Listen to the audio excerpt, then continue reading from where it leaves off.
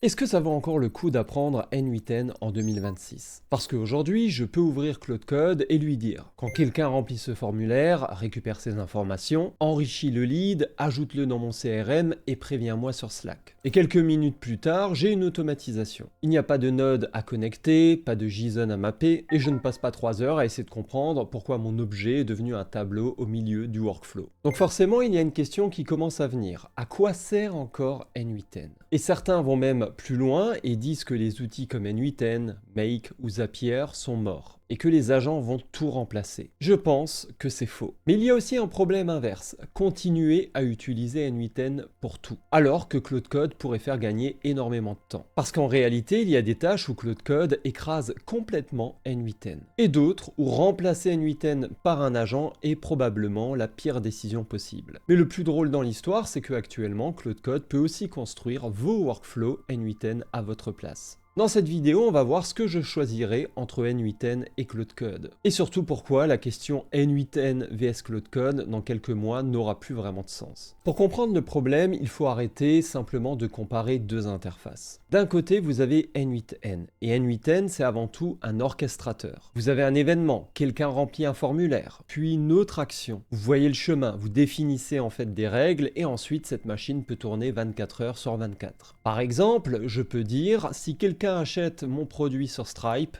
crée son compte, donne-lui accès à la formation et envoie-lui son email. Ça, c'est typiquement une excellente automatisation sur N8N. Pourquoi? Parce que je ne veux pas qu'une intelligence artificielle réfléchisse à chaque paiement et se demande aujourd'hui, est-ce que je vais lui donner l'accès à la formation ou pas? Non, il a payé, donc il a accès à la formation. Fin de l'histoire, en fait, tout ça, c'est une logique déterministe. Alors que Claude Code fonctionne presque à l'opposé. Claude Code, c'est un agent. Je lui donne un objectif et il trouve comment y arriver. Il peut lire des fichiers, écrire du code, appeler des outils, lancer des commandes, regarder ce qui ne fonctionne pas, corriger son propre code et recommencer. Anthropic a même continué à pousser énormément cette logique agentique avec des sous-agents et des workflows dynamiques, capables de diviser de gros problèmes en tâches parallèles. Donc au lieu de lui expliquer chaque étape, je lui explique surtout le résultat que je veux obtenir. Et cette différence change absolument tout. Prenons exactement la même automatisation. Je veux surveiller des entreprises concurrentes, récupérer leurs nouvelles pages,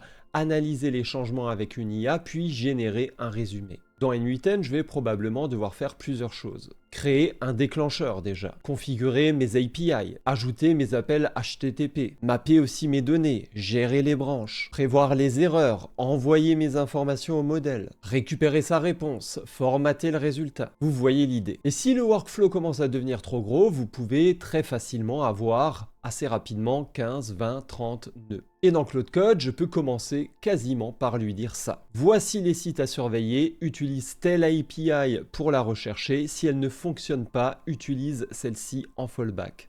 Analyse les changements et génère-moi un rapport. Et Claude va construire l'infrastructure. Et là, si on construit les choses avec N8N, ça peut prendre vraiment pas mal de temps, plusieurs heures. Alors que si on fait les choses avec Claude Code, ça peut prendre quelques minutes, voire une dizaine de minutes. Donc sur la vitesse de construction pure, Claude Code gagne. Et assez largement, sauf qu'il vient de se passer quelque chose d'intéressant. Parce qu'aujourd'hui, Claude Code peut également construire vos workflows dans N8N directement. N8N possède maintenant son propre serveur MCP officiel. Et depuis avril, il ne sert plus juste à déclencher des workflows existants. Et vous pouvez connecter Claude Code, Codex ou un autre client MCP directement à N8N. Et là, ensuite, justement, décrire votre workflow en langage naturel. Et l'agent peut créer le workflow directement dans N8N. Il peut le modifier, le valider, le tester. Et s'il rencontre une erreur, il essaye de corriger. Et N8N dit même que dans leur propre test,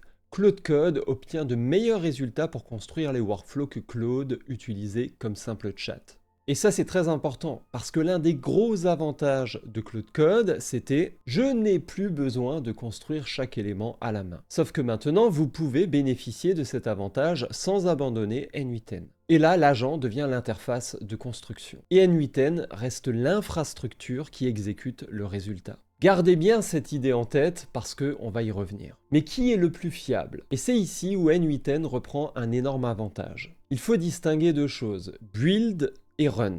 Construire une automatisation et la faire tourner pendant 6 mois, ce n'est absolument pas le même problème. Et énormément de démos IA s'arrêtent précisément au mauvais endroit. L'agent vient de construire quelque chose, on clique, ça fonctionne, on se dit incroyable. Fin de la vidéo. Sauf que la vraie vie commence le lendemain. Une API tombe, un champ change de nom, une authentification expire, un serveur redémarre, une requête timeout, et votre automatisation qui fonctionnait parfaitement dans la démo ne fonctionne plus. Avec N8N, cette partie fait partie du produit. Vous avez les déclencheurs, vous avez les webhooks, les planifications, l'historique des exécutions, les erreurs, les retries. Vous pouvez savoir précisément quel node a reçu quelle donnée et ce qu'il a retourné. Et pour moi, c'est un des gros avantages. Avec Claude Code, vous pouvez évidemment programmer ça. Vous pouvez créer un serveur, ajouter des cron, ajouter des logs, configurer des alertes, prévoir les retries, construire le monitoring. Mais remarquez un peu ici la différence, c'est que Claude Code peut vous le construire alors que N8N ici vous le fournit déjà. Et quand vous gérez 10, 50 ou 200 automatisations, ça fait une différence absolument énorme. Et justement, si vous voulez faire tourner N8N en permanence, il faut bien l'héberger quelque part. Vous pouvez évidemment directement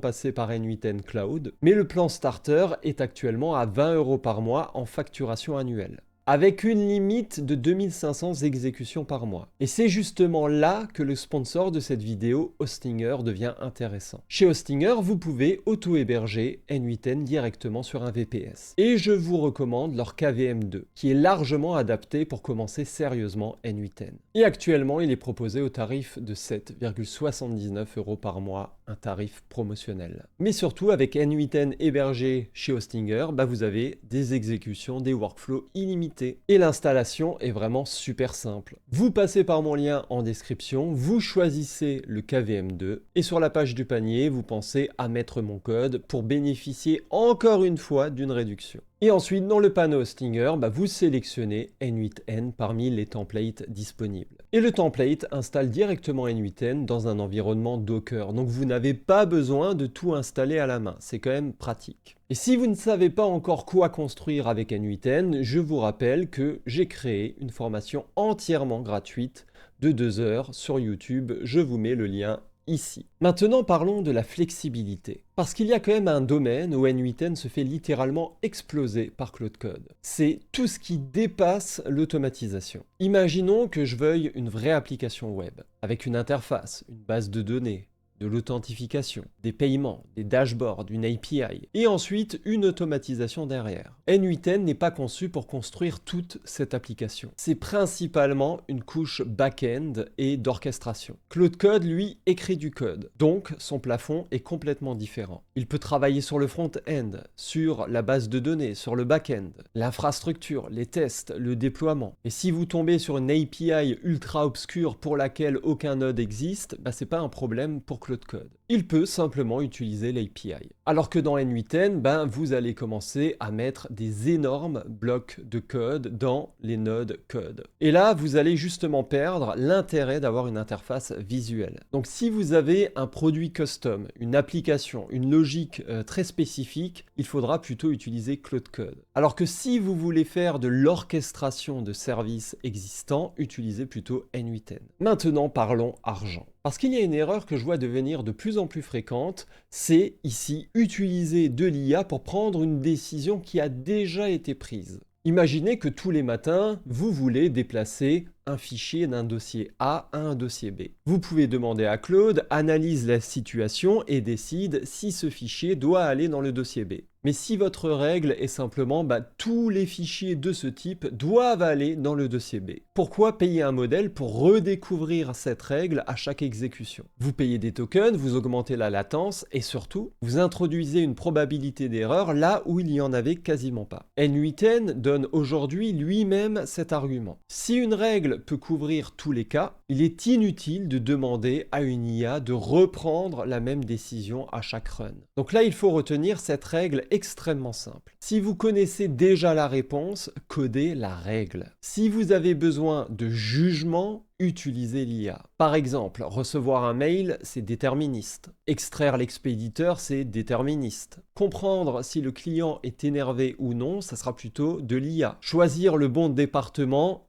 éventuellement aussi de l'IA. Pour ajouter le ticket dans le CRM, là c'est du déterministe. Pour envoyer une alerte sur Slack, là c'est aussi déterministe. Et donc, vous n'avez pas besoin de transformer toute l'automatisation en agent. Vous avez besoin d'une automatisation avec un cerveau à certains endroits. Mais il y a quand même un argument en faveur de Claude Code qu'il ne faut pas sous-estimer. Quand quelque chose se casse dans N8N, oui, l'interface est extrêmement utile. Là, je peux voir directement, ce node a fonctionné, ce node aussi, celui-là aussi, celui-ci est en rouge. Voici l'erreur, donc je sais où le problème se trouve. Mais Claude Code apporte autre chose. Je peux lui donner les logs et ensuite lui dire « trouve le problème ». Et là, il peut commencer à enquêter, à lire plusieurs fichiers, tester une hypothèse, modifier quelque chose, relancer, revenir en arrière. Donc dire N8N est facile à débugger et Claude Code est difficile à débugger, c'est un peu trop simplifier les choses. Claude peut être un excellent partenaire de debugging. Mais il y a une nuance essentielle, c'est que pour que Claude arrive à bien débugger les choses, encore faut-il lui donner les bonnes informations. Des logs, des métriques, des traces, un historique. L'IA ne supprime pas l'observabilité, mais elle rend l'observabilité bien plus puissante. Et N8N vous donne justement cette couche visuelle dès le départ. Et maintenant, il y a un dernier ici, élément qui rend ce débat encore plus intéressant. N8N prépare actuellement sa version 3. Et a priori, c'est prévu pour octobre 2026. Mais attention, la version 3 n'est pas annoncée comme une révolution complète. On parle ici plutôt de release opérationnelle. Par contre, ce qui est beaucoup plus intéressant, c'est la direction générale prise par N8N. Parce que l'équipe travaille justement sur un assistant IA. Et l'équipe décrit ça comme quelque chose qui s'apparente à Claude directement intégré dans N8N. Et en parallèle, le MCP officiel permet déjà à Claude Code de construire et de modifier aussi des workflows N8N. Donc regardons un peu ce qui est en train de se passer. Avant, vous aviez avec Claude Code, je parle, l'IA construit.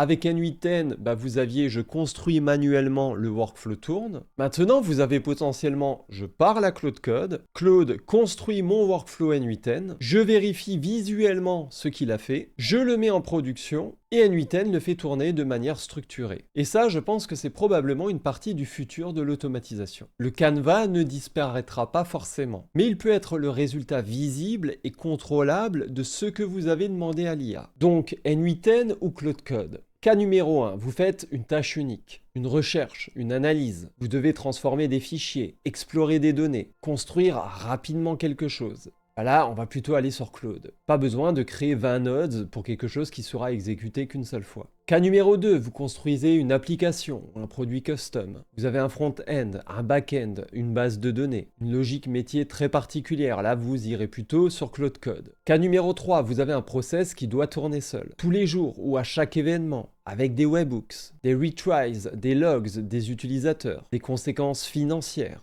Et potentiellement plusieurs personnes qui doivent comprendre ce qu'il se passe. Là, vous allez plutôt utiliser N8N. Cas numéro 4, vous avez un processus répétitif. Mais certains endroits demandent du jugement. Par exemple, lire un email, comprendre son intention et savoir quoi faire en conséquence. Là, vous allez utiliser N8N plus l'intelligence artificielle. N8N vient construire vraiment les rails, la base, et l'IA prend les décisions uniquement quand c'est nécessaire. Et cas numéro 5, probablement celui qui sera celui du futur. Claude Code plus N8N. Claude Code pour construire, Claude Code pour modifier, Claude Code pour vous aider à débugger, et N8N pour orchestrer, déclencher, monitorer et exécuter le système sur la durée. Donc non, je ne pense pas que Claude Code soit en train de tuer N8N. Je pense plutôt qu'il est en train de tuer une certaine manière d'utiliser N8N.